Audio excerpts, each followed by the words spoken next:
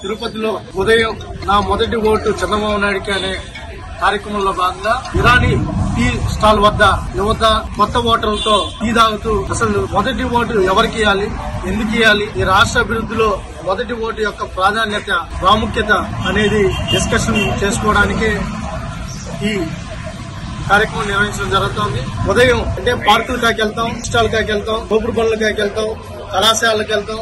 ఎక్కడైతే యువత ఉన్నారో ప్రతి చోటకి వెళ్లి వివరించే కార్యక్రమాన్ని చేపడతాం. చంద్రబాబు నాయుడు గారు వస్తే 20 లక్షల ఉద్యోగాలు వస్తాయి.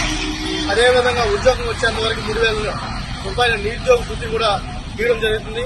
యువకుల పేరుతో యువనేత నారా లోకేష్ గారు పాటించడం జరిగింది.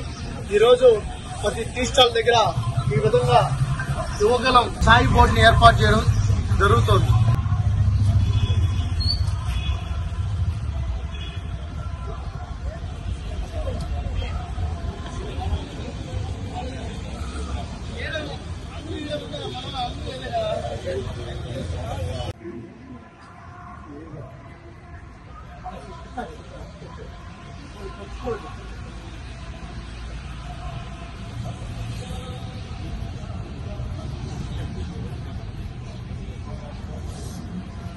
రోజు తిరుపతిలో ఉదయం నా మొదటి ఓటు చంద్రబాబు నాయుడుకి అనే కార్యక్రమంలో భాగంగా ఇరానీ టీ స్టాల్ వద్ద యువత కొత్త ఓటర్లతో టీ తాగుతూ అసలు మొదటి ఓటు ఎవరికి ఇవ్వాలి, ఎందుకు ఇవ్వాలి, ఈ రాష్ట్ర అభివృద్ధిలో మొదటి ఓటు యొక్క ప్రాధాన్యత ప్రాముఖ్యత అనేది డిస్కషన్ చేసుకోవడానికి ఈ కార్యక్రమం నిర్వహించడం జరుగుతోంది.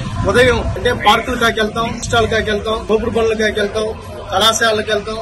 ఎక్కడైతే యువత ఉన్నారో ప్రతి చోటకి వెళ్లి వివరించే కార్యక్రమాన్ని చేపడతాం. చంద్రబాబు నాయుడు గారు వస్తే 20 లక్షల ఉద్యోగాలు వస్తాయి. అదేవిధంగా ఉద్యోగం వచ్చేంత వరకు 3,000 రూపాయల నిరుద్యోగ వృత్తి కూడా ఇవ్వడం జరుగుతుంది. యువకుల పేరుతో యువనేత నారా లోకేష్ గారు పాటించడం జరిగింది. ఈ రోజు ప్రతి టీ స్టాల్ దగ్గర ఈ విధంగా యువకులం ఛాయ్ బోర్డుని ఏర్పాటు చేయడం జరుగుతోంది.